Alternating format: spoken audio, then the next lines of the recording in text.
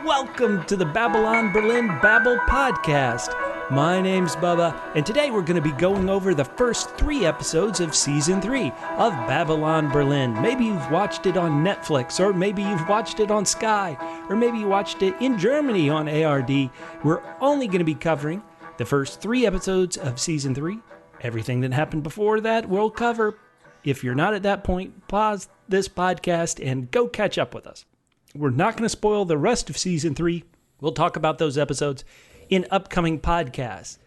Today, I am joined by 2 people I like to call good double G's. Double G's? Cheese. Good Germans. I had no idea what you were about to say. It's tricky, that's for sure. My first panelist lost a Walter, but he gained a Walter. It's Catfish. Catfish, how you doing? I am splendid, Bubba, and I'm ready. Full steam forward, y'all. Yeah. Now, Catfish, our listeners may not realize you are a professional actor. Have you ever gotten a part by locking another actor in their dressing room? I haven't, but it's a very, very good idea. I did, however, audition for an episode of Teen Wolf, the TV show, where they actually had me. They ended up hiring someone who could really speak German, and I don't know why they brought me in for it. The character actually spoke German. Oh, man.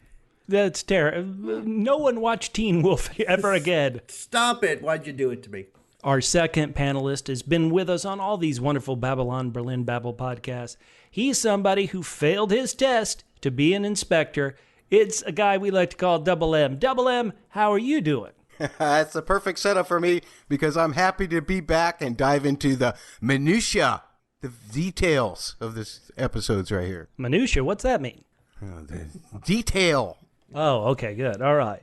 That's right, listeners. We're going to be covering Babylon Berlin. We've gotten off the train and we've taken the movie Universal Studios tour of German films in 1929. Guys, we finished Season 2. I think a great end to Season 2. But now we need to know, these first 3 episodes of Season 3, how do you feel? Let's go to you first, Double M. What is your rating out of 10 for these first 3 episodes of Babylon Berlin, the movie studio season? Well, I've got to put this on the double H scale. Double H? Yeah, head hemorrhages. Oh. Because y'all are probably going to want to beat me over the head with a floodlight after tonight's podcast. Oh, no. The first time I was watching these 3 eps, I didn't really understand why Gereon was driving Helga away, and I wasn't all that enthused, like Catfish may be, about the film studio plot. So my rankings will probably get better as the season goes on, but I'm only giving this a 7.5 out of 10. Okay, well, that is your lowest ranking of any of these Babylon Berlin episode recaps we've done, isn't it, Double M?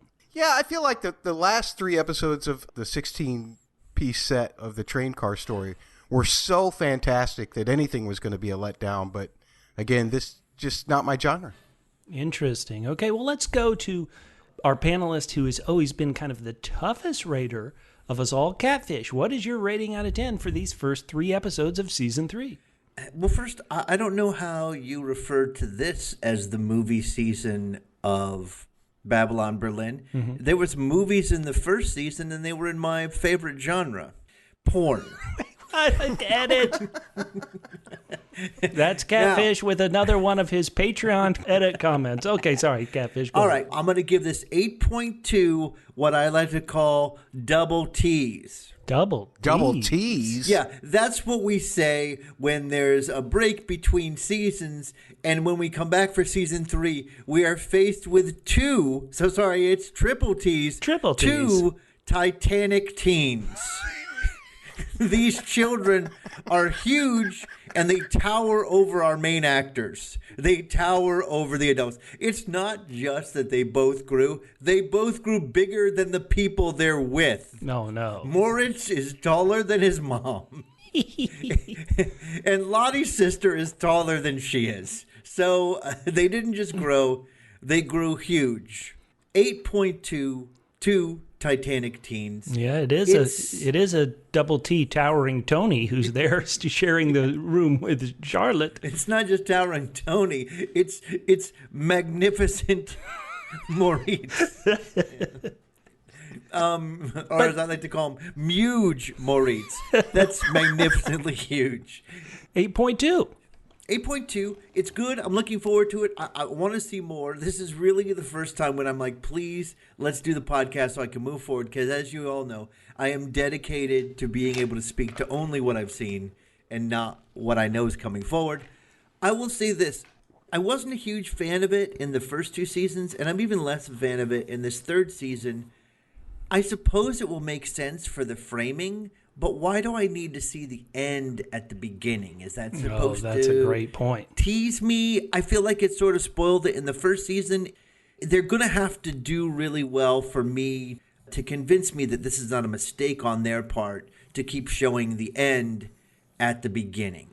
Catfish, I think that is a great point. This season begins at the end, as you keep repeating, with the infamous stock market crash of October 1929. Oh, I think that's a great point. We'll keep coming back to it as we review season 3. Okay, so it's time for my rating. Let's have it. Double M, you were a 7.5. The world is waiting. Mm-hmm. Catfish was an 8.2. I'm going to go right in the middle with 8.1, what I like to call double A's. Double A's? Double A's? Annoying Anos. All through our coverage of season 1 and season 2, Catfish was really annoyed with the storyline of Rath's older brother. Where is this going? More specifically, Dr. Schmidt, his new persona post-World War I. And this guy is starting to annoy even me. I loved the infamous twist of, oh my God, his older brother's alive.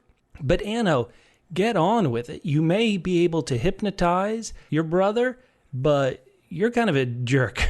So, annoying Anos, 8.1, right in the middle, just because... Not right in the middle. It's math.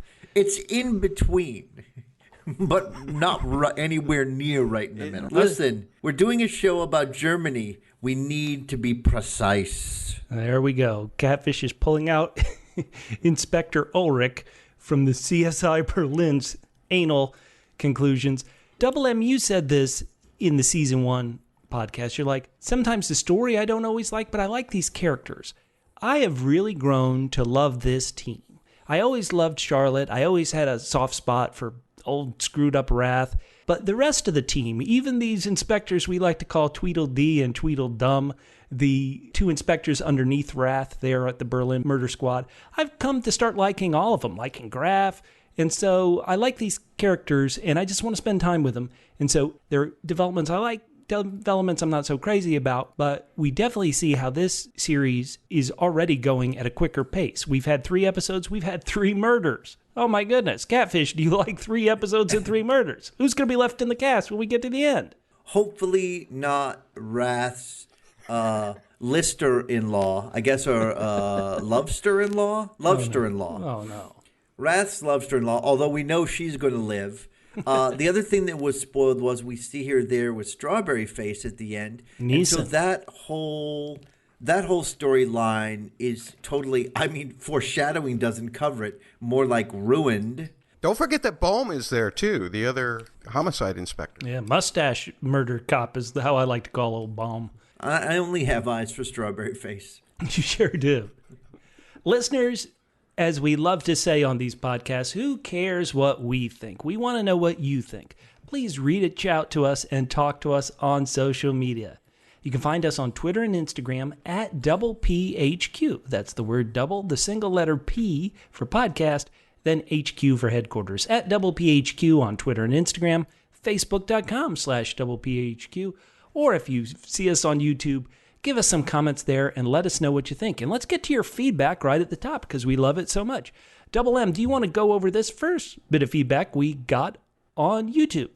Sure. This one is from Knights_of_old. Oh, Knights of Old. Yes. And just finished season 2. Holy crap, with 2 exclamation points. Crazy, with just 1 exclamation point. Look forward to your reactions. Oh, we did like season 2, didn't we? That ending I loved. I also love Knights of Old. Holy crap, with 2 exclamation points. Crazy. I think that describes the end of season 2 so well.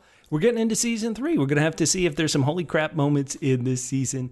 And please subscribe, like, tell your friends about our podcast. Now, we got another comment on YouTube from somebody named Tom. Tom says, great video. You deserve more views. Oh, thank you, Tom. We think we deserve more views, too. It always helps if you share, like, and review the podcast. Subscribe if you could.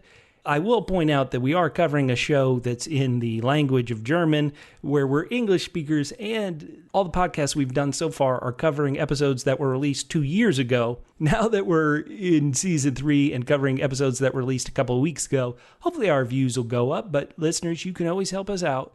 Follow us, tweet us, share it with your friends who are into this show and love good TV. It can always help. Catfish, we got a third comment on YouTube. Let's hear it. Yeah, this is from Alexander. Hi. Greetings from Germany. Oh, yes. Hey. Yes. Yeah. He says, I enjoy listening to your podcast. I also recommend the German TV series Deutschland 83 and Deutschland 86. It may not be as complex as Dark or Babylon Berlin, but still good. Interestingly, the show was more successful out of Germany, in particular in the UK. These two shows, Deutschland 83 and Deutschland 86, are available in America with a Hulu subscription. That was very in-depth research by Catfish, yours truly. Oh, thank you, Catfish. And thank you, Alex, for your comment. Listeners, we love your feedback. Please, once again, reach out to us on any social media platform. Leave reviews for the podcast. That helps other people just find them out. And Alex, I've seen Deutschland 83. I didn't see the second series, Deutschland 86. If I'm trying to remember, because it feels like it was at least a decade ago that it came out. It's set in 1983, and then the second one in 86. And it's about Cold War spy thriller is a way to think of it. East and West Berlin type stuff. Very good. Yeah, no, really good.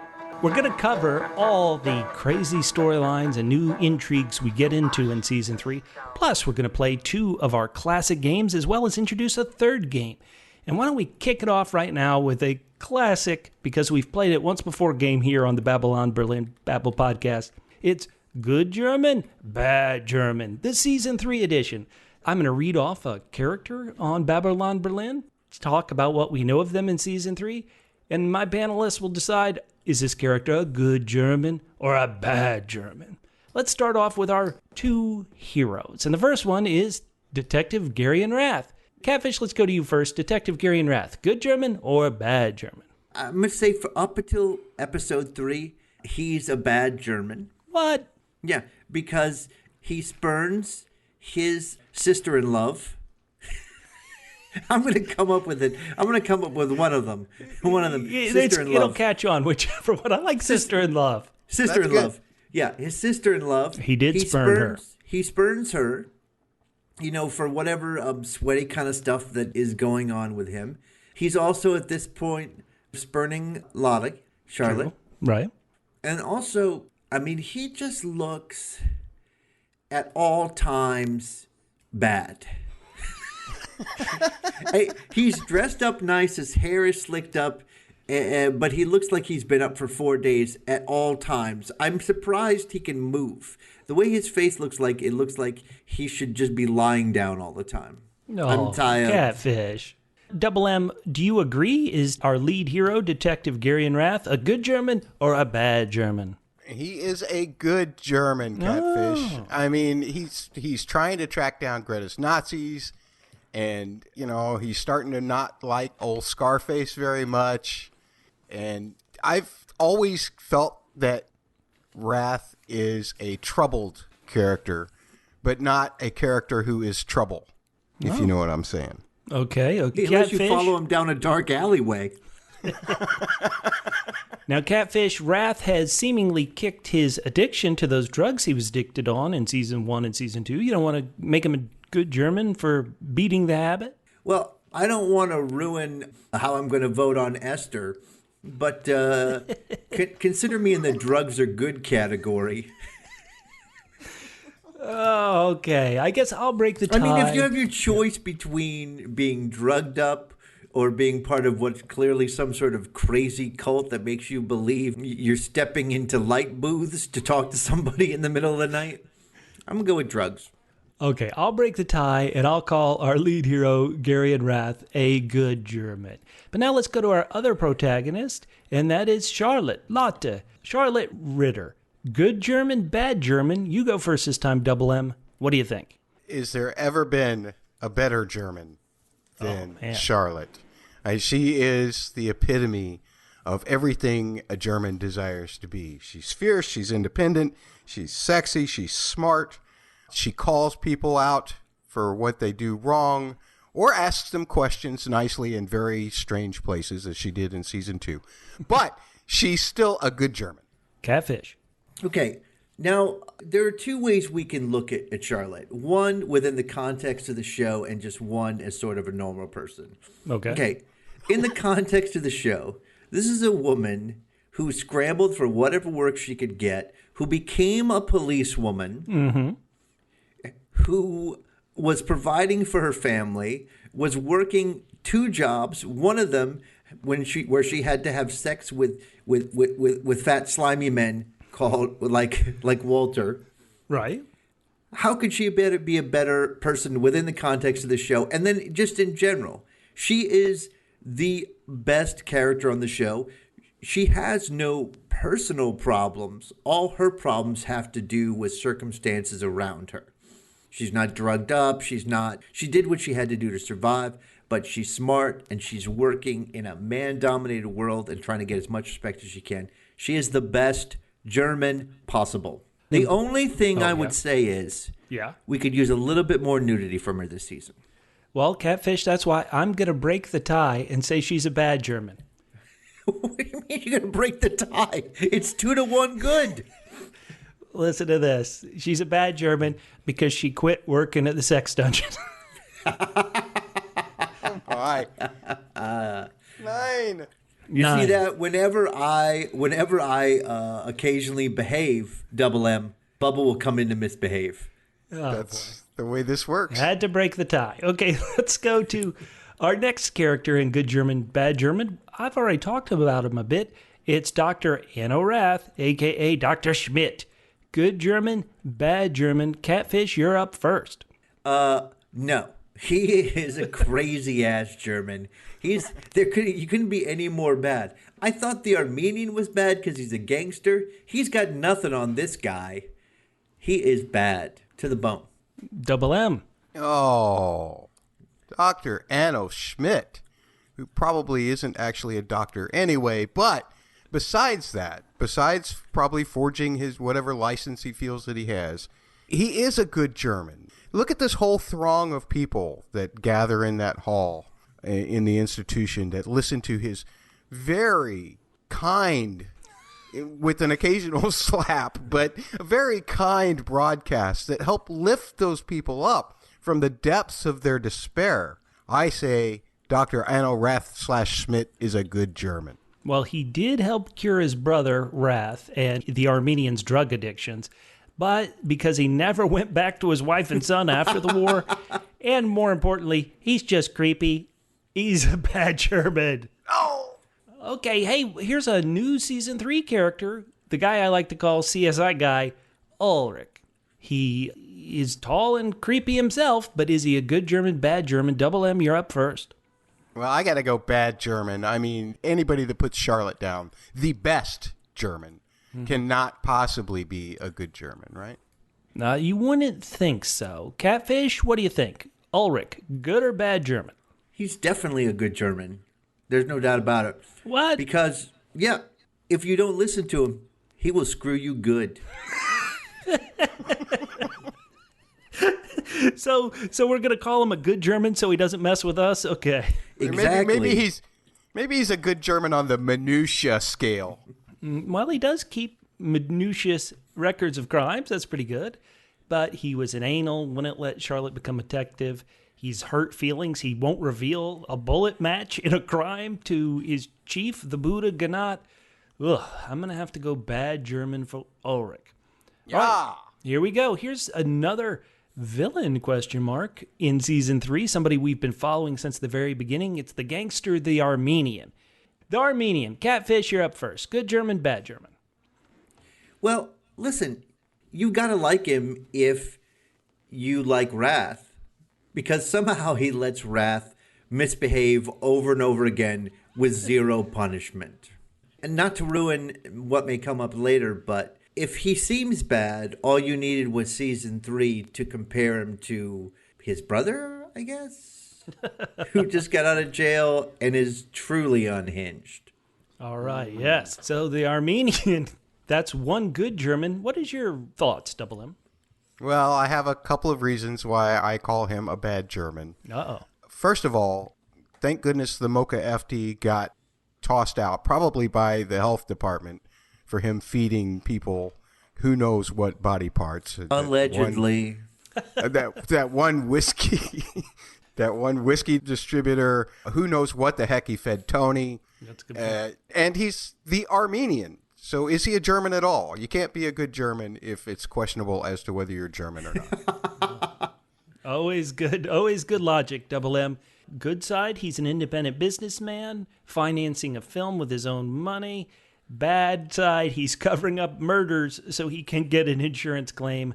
Ooh, I'm going to have to go, even though I like him as a character, I'm going to have to go non-German.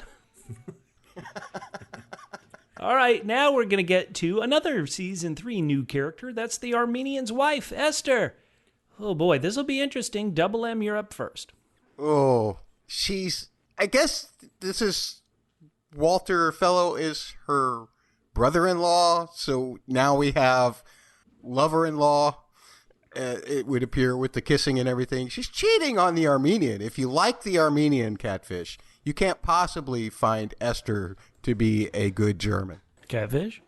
Okay, so what you're telling me is that's the Armenian's wife and not the guy who got a jail's wife? This is new information for me.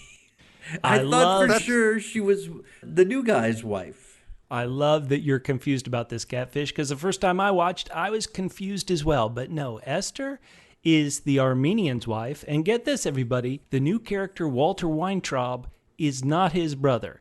The Armenian's name is Edgar Kazabian, and Walter Weintraub is the new character. So Esther is the wife of the Armenian. Because we can't even tell whose wife she is, perhaps we should say that she's a bad German.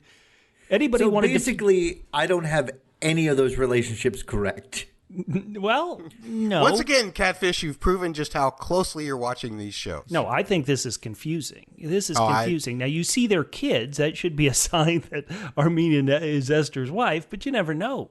So why don't we move to the new character, another Season 3 edition, Walter Weintraub. We saw him get out of prison.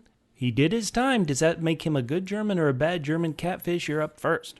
Listen, to be a good German, you have to take strong action and act quickly. Oh, no. Oh. He is a very, very good German. He takes charge of any situations that seem like they're out of hand. And so to speak. And, he lives the good life. Man, he stabbed that producer Bellman's hand. Ooh, not pleasant. Double M, do you agree new character Walter Weintraub is a good German?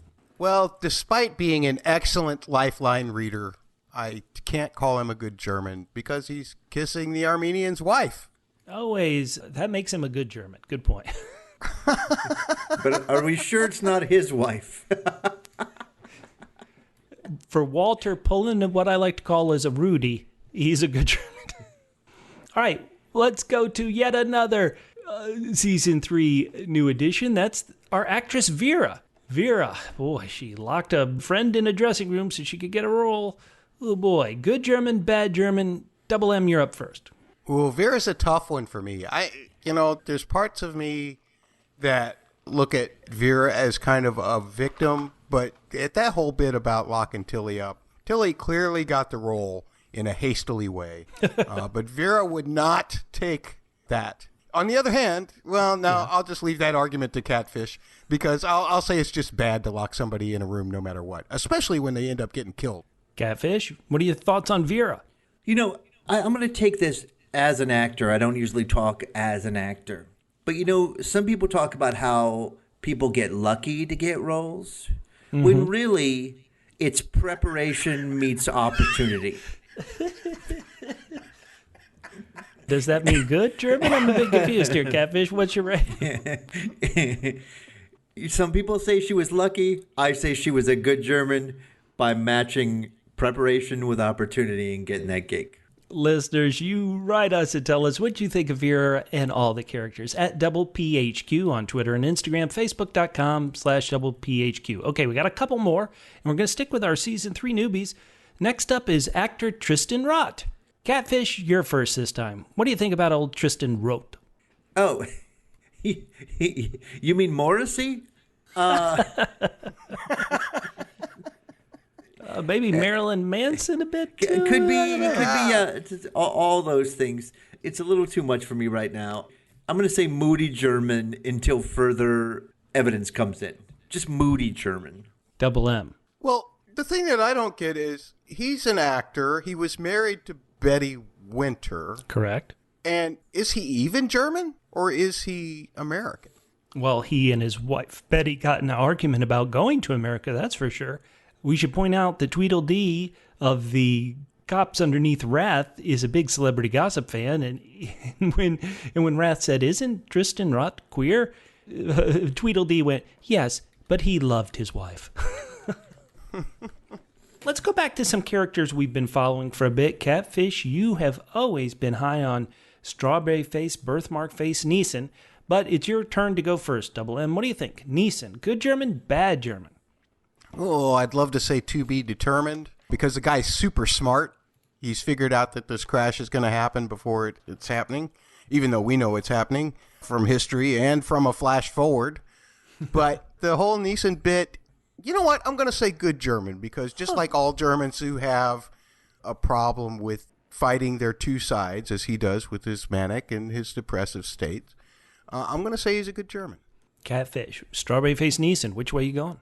Well, obviously, he's a good German financially because even though he had some problems getting drummed out of his own company, he's doing some investigation, and he's going to get on the right side of this stock market thing. Also, he's good at picking up the garbage, which is Rath's sister-in-law, who apparently she's done making her way through the Rath family. Unless she can go back home. Is there a third brother out there somewhere? Well, I mean, we know Dad is good for it. But, so he's going to do his own War Widow fund, if you know what I mean.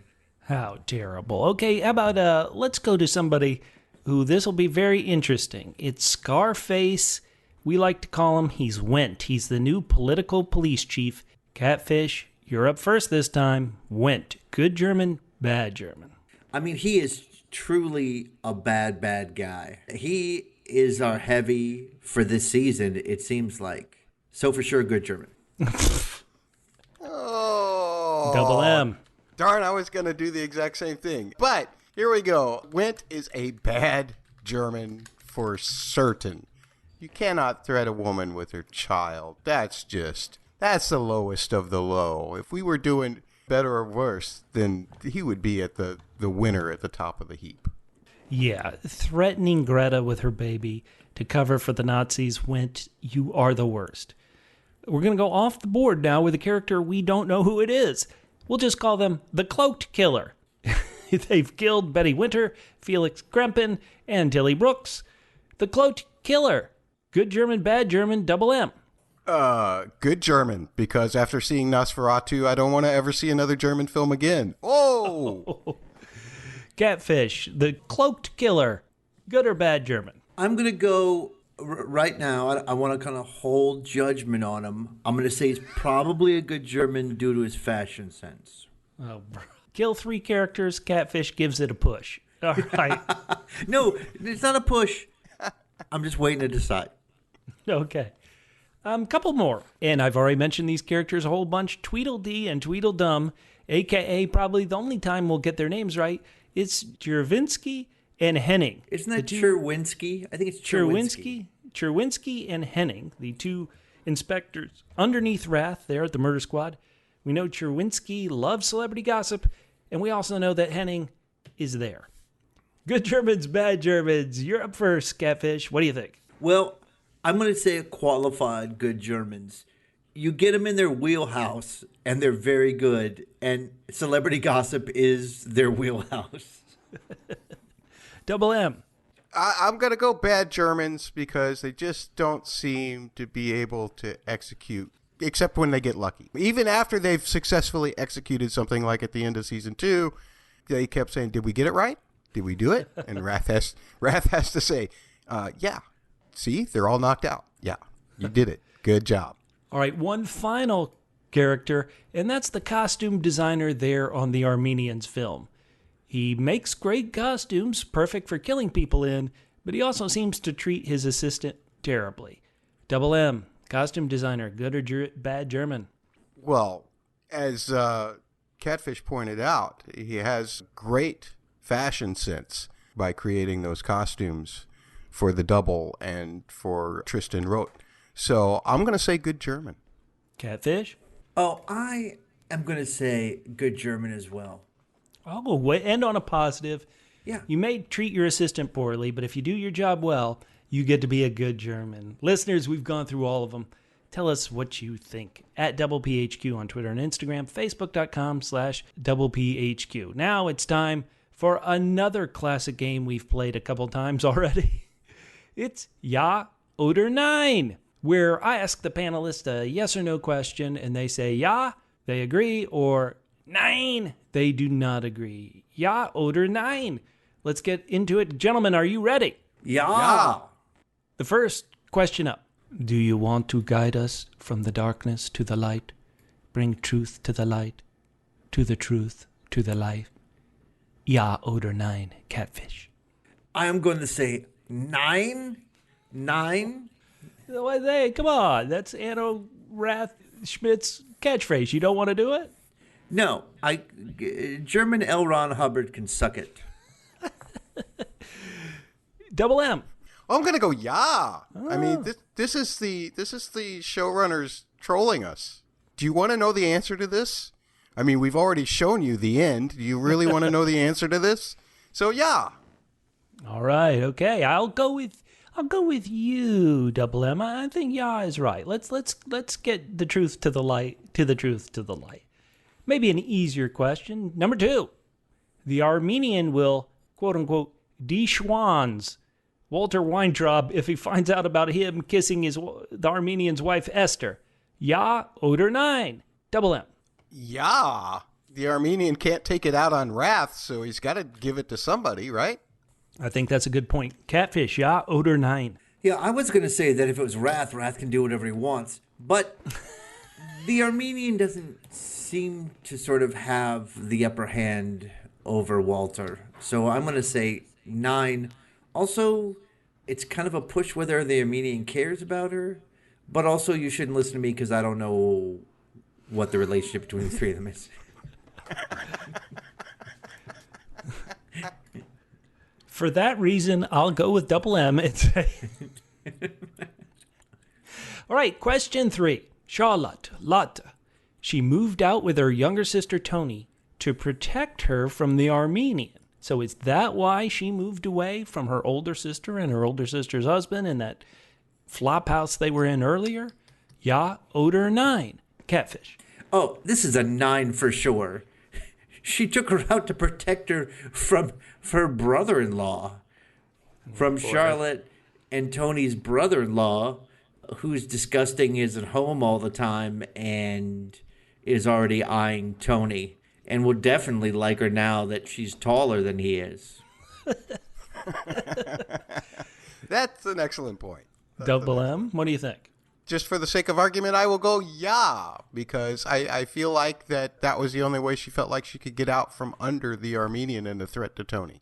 The Armenian did say he knew their address. Well, they've got a new address. Moving on up. All right, question 4. Rath's English-speaking voice-over actor has a better voice than the actual actor's true voice in German. But, of course, the actress who plays Lotte, Charlotte, Liv Lisa Fries, her German voice is much better than the English-speaking voiceover's voice. I'm going to go to you first for this one, Double M. Ja oder Nein? Yeah, as somebody who's listened to the voice actors and tried to read the subtitles simultaneously, At one point, I got frustrated, and I just switched the English back to the original German, and I was like, oh my gosh, that's Rath's actual voice. And then I was like, oh my gosh, that's Charlotte's actual voice? So, yeah. Catfish. I'm going to listen very carefully before I do this. Hold on. Ich weiß es nicht. I'm going to say, ich weiß es nicht. I don't know, because I never listened to it. Let me say, I tried to listen to the dubbed English version for a bit, but the actress who did leave Lisa Free's Charlotte's voice, it was painful. So I'm going to say, yeah. Ooh, everybody, dubbed can be okay. This isn't one of those instances. All right, question 5. Let's go to this one. And this one you're going to have to kind of go a bit deeper into. So the question is, the Armenian still in production film entitled Demons of Passion. After it's released, it will have a Rotten Tomatoes score of under 40%. Ja oder nein? Catfish. Well, I've got 2 answers for this. Ah. Because I've been watching a lot of old movies lately. I watched the 1973 Wicker Man. And we also have Double M's experience with Nosferatu. So I'm going to say when it first comes out, it'll have a Rotten Tomatoes of under 40%. But then 80 years later, with the reviews, people go to film school and like, oh my God, all the subtext, this is amazing. It'll be 95%. And then when you try to watch it, you'll be like, this is horrible. Oh, man. Double M. Well, I'm just going to go with a definitive 9 because, I mean, just look at those props. Look at those trampolines. That'll get it at least 50% on the tomato meter. So far ahead of its time is Cirque du Soleil in the movies. Good point, good point. Okay, guys, we've been so silly so often, but now let's go a bit deeper, and one that came to my mind as I was watching season 3. We know Scarface, and we know these far-right people are out there. We know Otto and Fritz are out there somewhere. Are our heroes doing enough to fight the country's fall to the Nazis? Ja oder nein? Double M, you're up. 9? How can you answer anything but 9? The Nazis are ever present. They're growing in strength. Even at the end of season 2, they're growing in strength. They're there. They seem to be assuming positions of power, or at least getting people who will do things to help hide them from their nefarious ways. So definitely, our heroes are not doing enough. 9, 9, 9, 9, 9. Catfish. Okay, I'm going to say, I'm doing this again. In German, 99 Problem und Nazis sind eins. 99 problems and Nazis are 1. There are so many problems going on here that it's hard for me to believe that they, in the middle of it, that it's clear right now that what's going to happen. Maybe later on, 33, 34, 35, but there's so much unrest now, it's hard to see who to fight. That's true. It is unfair to point this out. I mentioned that I gave it a high rating, these 3 episodes, because I've come to like these characters so much. But knowing that there are people like Fritz and Otto out there, and we see the brown shirts leader, Stenz, he's the guy that Scarface talks to at the stables there. I'm just thinking to myself, these are our heroes, and I want them to change history. I want them to do more. But sadly, Catfish, you're exactly right. There's just so much going on. It's tough to fight where this poor country is headed. All right, question 7. Ooh, let's stay a bit dark here. Older brother Anno is helping his younger brother Gereon Rath with these broadcasted pep talks. Are they actually helping Rath? Ja oder nein? Catfish, you're up first. I'm going to have to say 9, despite the fact that he's not on the drugs anymore as far as we know. I can't think this is going to be a net positive for Rath. It certainly isn't helping the suitcases under his eyes. Double M. Well, let me lift the dunkles a little bit and just say, man, that's a loving brother. Sometimes it takes a slap to get through. That's all I'm going to say. So, yeah, he's helping him. Boy, I don't know. This is a tough one. Listeners, you know how I feel. I'll probably go 9 on this one. All right, question 8. As a viewer, I feel confident that I know which one is the old, overweight, bald Zorjabel, the police commissioner, versus the old, overweight, bald, the Buddha Ganat, the murder chief. And I know those two, where I definitely also know the difference when I see the old overweight bald Stresemann. Ja oder nein? Double M, you're up first. This will probably answer my question for me. Who the heck is Stresemann? Nine. Well, Stresemann was a potential assassination plot in the theater in season 2. Oh boy, we got a lot of old, overweight, bald Germans in this show. Catfish, can you tell the difference between them? Ja oder nein? Now wait, so Zorgabel is the murder police, right? The murder chief. No, that's the Buddha, Gnat. That's the Buddha Gnat. Okay, so he's got the mustache. Exactly right. That's the way you got to tell them apart, Right. is the mustaches with the And then Buddha. who was the guy who was dealing with the old political policeman in seasons 1 and 2? That's Zorgabel. He oversees all the police. So I know the difference between Zorgabel and Mustache Man. I don't know who Stresemann is. Okay, well, he hasn't shown up in season 3 yet, but he's got us, so get ready. I'm going to say ja und nein. All right, we always have 9 questions here on Ja oder Nein, and our final question is, season 2 ends, we assume, in June of 1929. While this new season, season 3 of Babylon Berlin, has that flash forward set in October, but then jumps back to September of 1929. AKA, there's approximately 3 months between when season 2 ended and season 3 began. Now, of course, the filming between the seasons was 3 years, meaning they began filming season 1 and 2 in 2016, and they began filming this season, season 3, in 2019. That's 3 years difference. So, Helga's son Moritz has a bigger growth spurt than Charlotte's little sister Tony. Ja oder nein? Catfish, you're up. What do you think? I'm going to say 9. I'm going to say that Tony is bigger. It's hard to tell. We never see them together. I guess you'd have to compare Rath to Moritz, and then Rath to Lottie, and then Lottie to Tony. But I'm going to say Tony.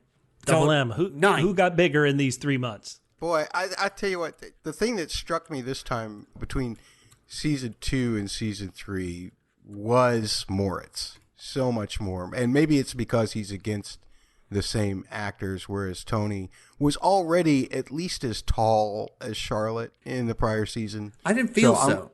You didn't think so? No. And here's the other thing. I mean, Moritz seems like a teen, whereas Tony seems like a woman. Oh, Catfish channeling the old brother-in-law to them. Oh, no.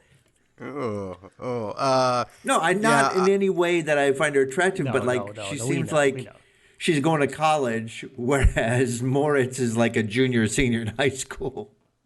I still say yeah.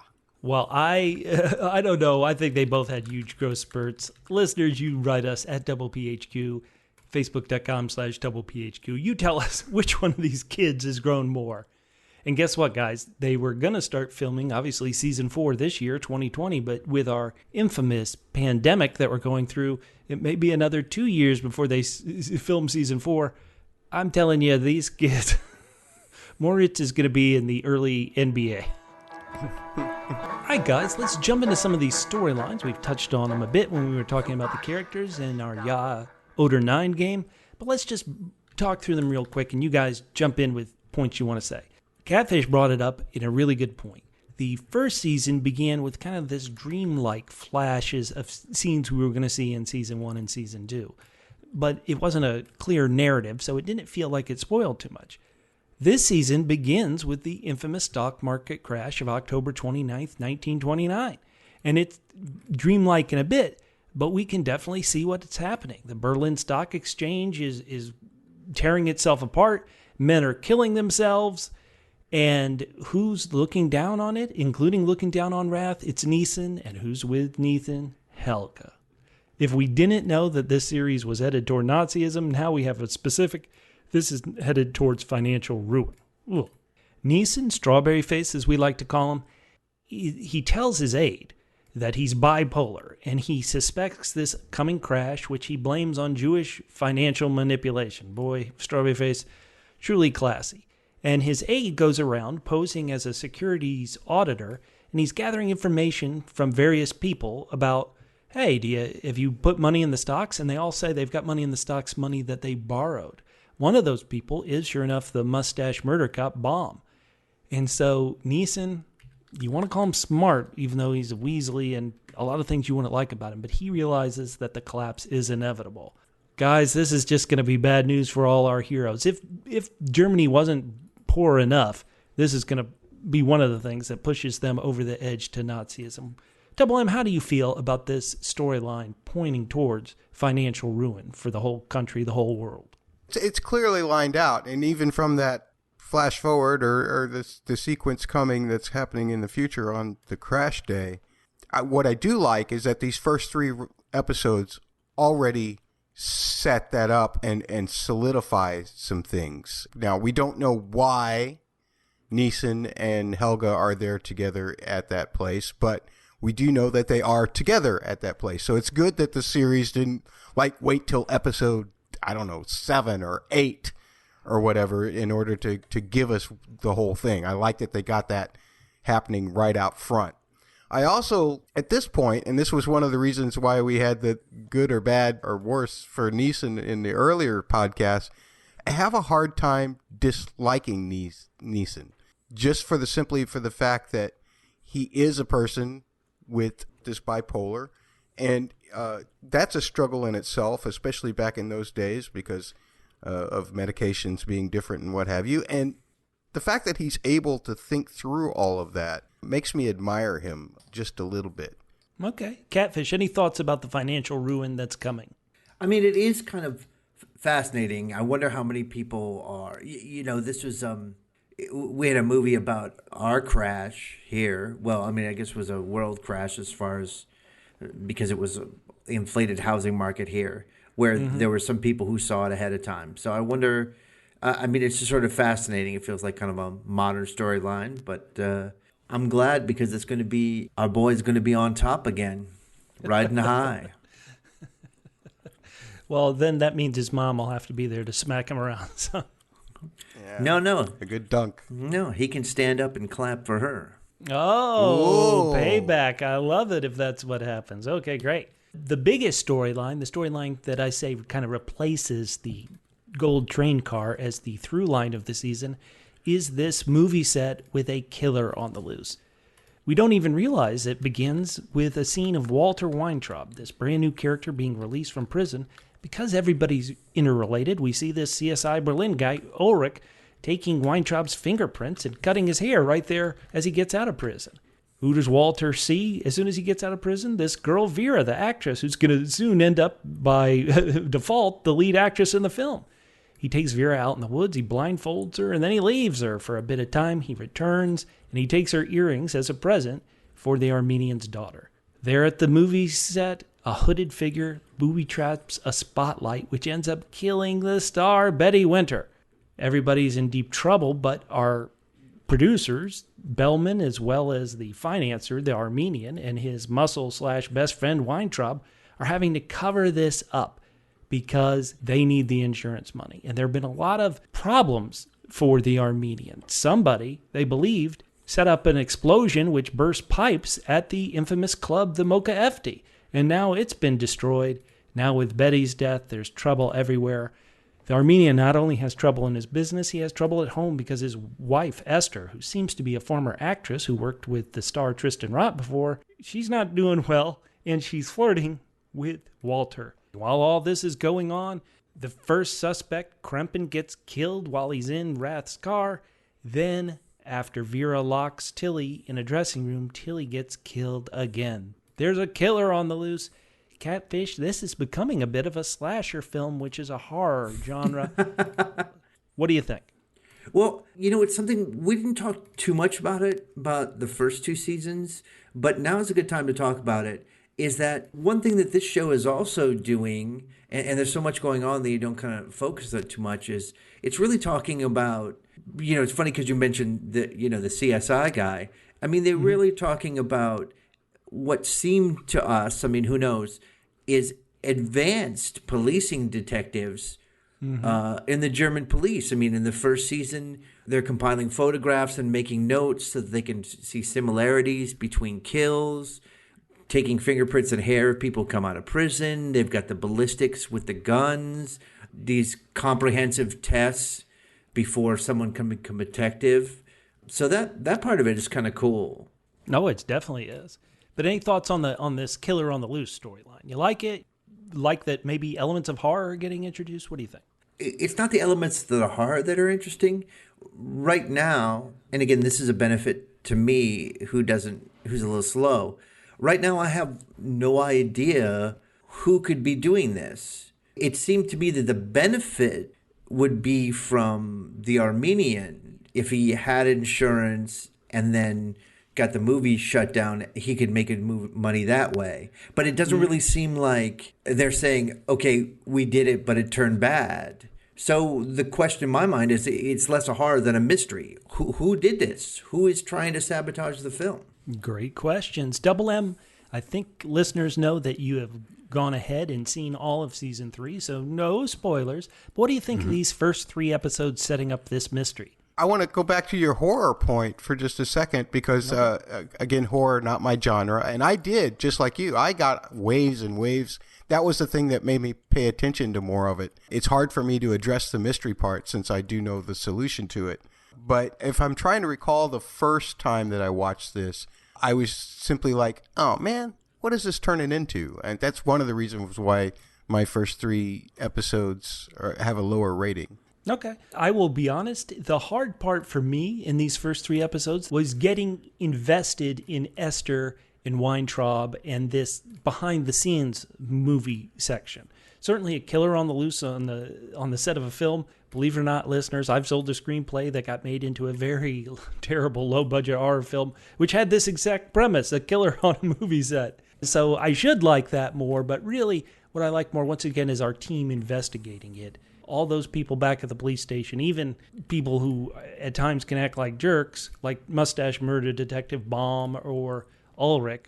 I like how they're going about it, so we'll have to see where it goes. A storyline that blew me away that was continuing, because I thought, didn't we wrap up this story? But it seems to get as much play in these early episodes as the murder on the movie set, and that's Greta in prison and her trial.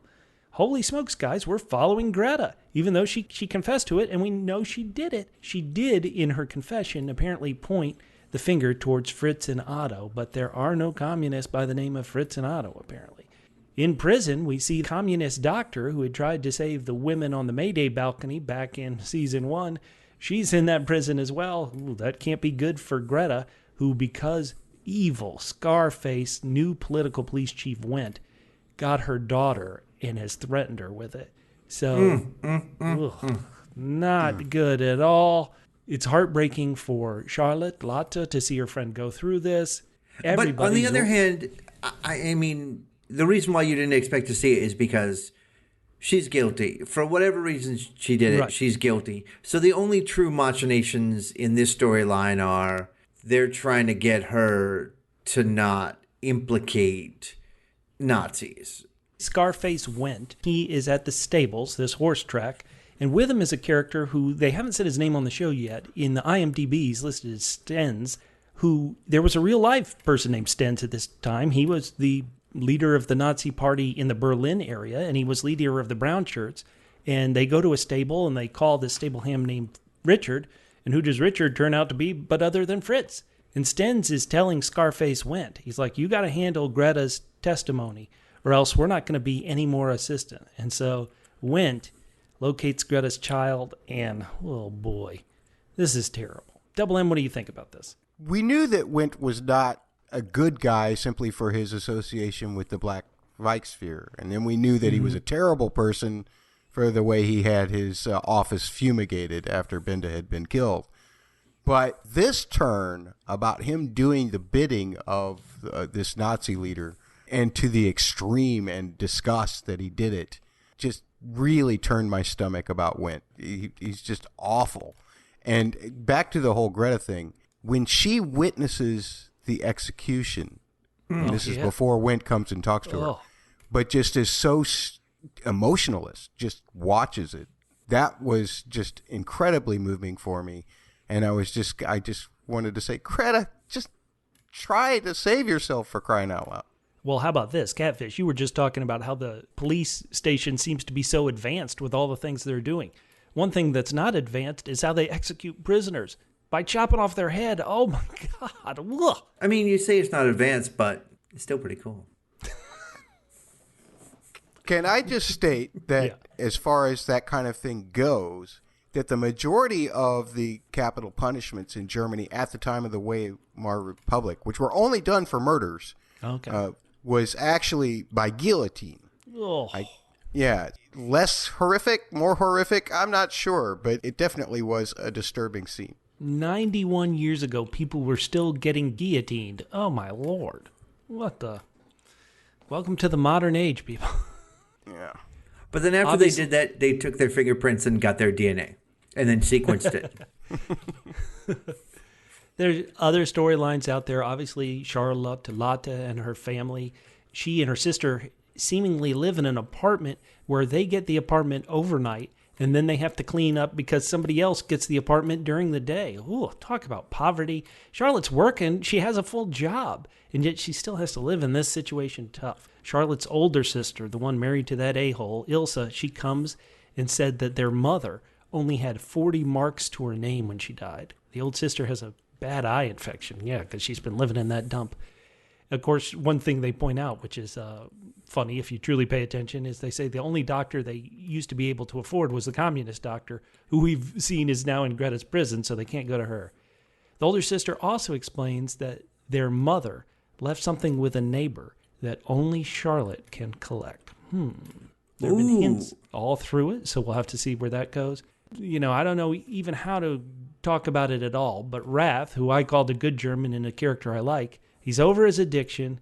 Helga should be happy. He told her they're going to get married. She's hanging drapes. She's getting a pregnancy test. Inject the mouse, says Double M. But Rath isn't coming straight home at night. He's not going to another woman. He's going to his older brother, playing the part of Siegfried in these creepy radio broadcasts. Oh boy, this is just terrible. Helga seduces Rath as he's on his way out to work and Greta's trial one day. She accuses him of letting her husband, that I assume she doesn't know is still alive, Anno, come between them. She makes a call. She goes to a hotel, is given a key to an expensive hotel room under her maiden name. Meanwhile, Moritz is recruited into what appears to be and the you Hitler forgot to mention all the sweets. There were sweets in the suite.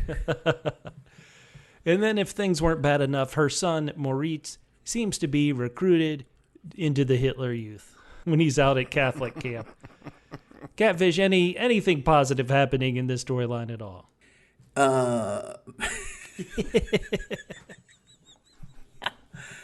I mean, Moritz as friends? Double M, is there any silver lining to these developments between Rath and Helga? Just my respect for Catfish's decision to be to be determined regarding our last mini-worst that's true. Contest where he was like, I'm not sure. I don't know what's going to happen with Moritz. You were right to hold off on your thing. Now, maybe he'll undo the Hitler Youth. Catfish, what do you think? You mean once again in a Tarantino kind of fashion where history has changed? 8-foot-tall Moritz goes and destroys. He becomes the uber-human. Oh, yeah, not the mini worst, but the giant worst. All right, guys, we're going to play one more game, but before we get to that game, we love all the music that this show takes us and gives us in 1929 Berlin. And to lead us through the music, it's our touring musician expert, Double M. There's a lot of great music. There's a great musical scene in the filming of the movie, but the flash forward actually had some interesting music in it too. So why don't you take us through Season 3's musical beats? Sure. And one of the things that I loved about that opening sequence was this very muffled yet recognizable version of Liebstrom by Franz Liszt. It's done with an organ against this pedal tone that doesn't really go with the key. So it created a lot of tension. And the thing that got to me about that is also this piece that's being played in the episode 2 when Helga walks into the lobby and gets her key and then goes to the hotel room. Same piece. So that might be a musical clue as to what's happening there, as to who's paying for the room, blah, blah, blah. You should be able to put those pieces together. But I like how it was all tied together with this musical piece that means dreams of love, if you look at it in that way. Okay. Now, the movie piece, which I guess is what I want to talk about next, Wir sind und das lang verloren und gegangen. I can't even... Sure thing. Sure thing. That's exactly what it's called. Absolutely, I believe it. It's like I spoke it like I always do in my podcast when I do music. I speak it very slowly so that you understand. Actually, I'm just speaking it because I can't pronounce it. But translated, it means we have been lost for a long time. And of course, that's that scene originally with Betty Winter in the series that was played by Natalia Mateo. And she is, then it's sung in episode 3 again by the actress who plays Vera, Carol Cutt. That was a great piece. I did love the whole idea of the orchestra playing live because they only had one soundtrack that they could do as opposed to having to add it on later. We didn't have multi-track recording until the time of Les Paul. And so that was one of those things that was really cool. Double M, I loved the fact that in episode 3, when Vera suddenly is the third actress sent out into this part, the people watching were like, boy, she can't sing. I kind of like that. Yeah, except the one guy's like, yeah, but look at her. She's vibrant. She's alive. And then more people get excited. Actually, at that point, I really thought maybe it would have been too far, but it would have tickled me, is if something else fell and they're like, all right, next.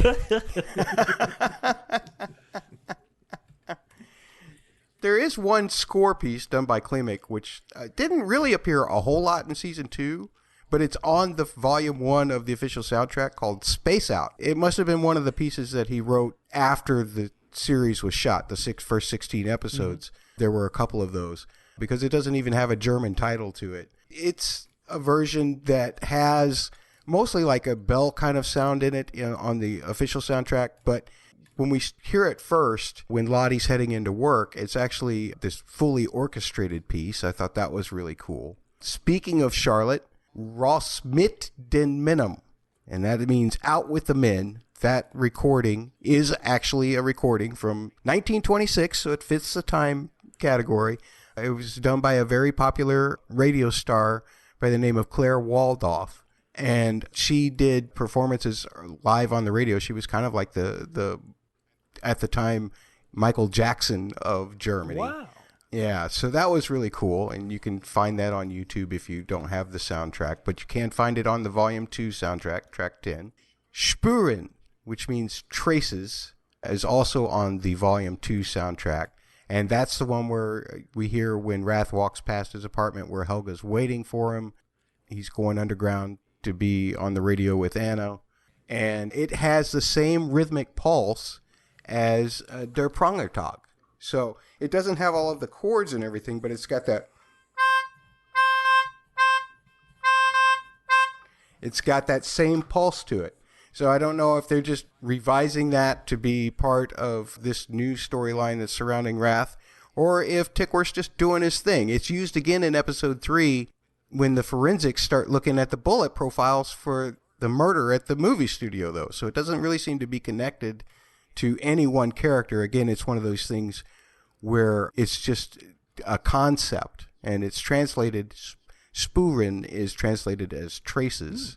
So that might be an indication of where that music will be used. The episode 2, Bis in den Mondschein, Down in the Moonlight, is performed by Merritt Becker. That's playing on the record player that Walter's listening to, and he says, I love this song, and she basically says, he doesn't let me play any of that anymore. When you listen to it on the official soundtrack, it's actually a hi-fi recording. It was recorded modernly by the actress, Merritt Becker. She's the one who plays Esther. Oh. And yeah, so what they did was, they just used the radio effect on it or whatever to make it sound like it's being played out of the record player then. Another version of Chase, which is Hexajad, but this one is New Chase. They've got a new theme. Noya Hexajad. And similar to the original one from Volume 1, it's got the fast brushes percussion. It's got a little bit of the running wood lines in it. But there's some really neat things added to it to make it come more alive. And the last piece, I know I've gone on a long time here, but the last piece from episode 3 is called Allein, which means alone. And that's when Rath is withdrawing from Helga and she threatens to leave. When you listen to this on the official soundtrack, which is Volume 2, Track 3, the strings actually have a piano with them. But all we hear in that scene is the strings. And this is once again the way that Tikwer and Klimek work. Tikwer says, hey, I want this piece. He listens to the whole piece that Klimek makes and he says, yeah, that's great. He says, but send it to me in tracks. And so he'll only use part of it. He won't use the complete recording. But you get to hear the whole realized recording in the official soundtrack. And that's all I have for the music. That's pretty cool. Thanks I like a lot, it. jerk, for only taking part of my business. Yeah. Okay, guys, we're going to end this podcast with a new game and then some of our classic callbacks. This new game is called Lay Down on the Couch with Dr. Anno Rath Schmidt. And it's a game where I take Catfish and Double M into therapy. I try to hypnotize them to like the character Dr. Anno Rath Schmidt. Gentlemen, are you ready? Yeah. Yeah. Okay. So this was a tweet by someone known online as Neuroplastic, who's at Miles Byrne, that's MYLESBYRNE, at Miles Byrne on Twitter, and they like Dr. Anno Rath Schmidt, and they say, what Tikwer and company of Babylon Berlin have achieved in this character is stunning. Dr. Schmidt is not meant to represent a single person, but is a pastiche of Freud, Jung, Martinelli, and other philosophers and psychiatrists. He floats above Berlin, representing its collective consciousness. Dr. Schmidt is in the series as German expressionism made flesh, the zeitgeist of Weimar Republic itself. Dr. Schmidt is Dr. Caligari. What do you guys think? Have I convinced you that this character is good? Anybody who's floating over the collective consciousness is a clear indication as to why they turned to Nazism in the 30s. Yeah. Catfish, you aren't convinced yet? No, you convinced me. He's pure evil. Hold on. Here, you're back. Lay back down on the couch. Okay, yeah. Here we go. Yeah. You're not going to make me take a shot before you hypnotize me, are you? To the light, to the truth. All right, now listen. Fritz Lang, the famous director, his most famous work is Metropolis. But before he made this magnum 95% on Rotten Tomatoes. Before he made this 95% on Rotten Tomatoes film, he made a film series around a character named as Dr. Mabuse. Is that how you would pronounce that, guys? I thought it was, you know what, you could be completely right, but I thought it was Mabuse. It's a series of films. He appeared in 3 movies, beginning with 1922's Dr. Mabuse's The Gambler. You gotta know when to hold him, know when to fold him. This character, the Doctor, was a criminal mastermind who uses his psychological background to manipulate and control unwilling subjects via hypnosis and suggestion. So here, guys, look at this. Dr. Schmidt might, in fact, be nothing but a wonderful callback to someone from this era, this character from this character, Dr. Mabuse. What do you guys think? Do you love Dr. Schmidt now, Catfish? Well, now that Dr. Mabuse also sounds like Rasputin, I'm also going to say that further emphasizes what a horrible person he is. Double M, have you seen the light yet, the truth yet? I'm going to say that no matter how many shots you give me or how many times you wave that watch or slap me, just the mere mention of 1922 made me think of Nosferatu, and no, I'm not in agreement. You guys, hold on. Lay back, one final time, lay back down on the couch. Listen. You are listening to the Dr. Anno Rath Schmidt Radio Hour. Coming up in our next hour, I'll be talking to my brother Spechte, someone I don't know called Spechte, who's having trouble with his wife. But first, let's hear from the My Pillow guy.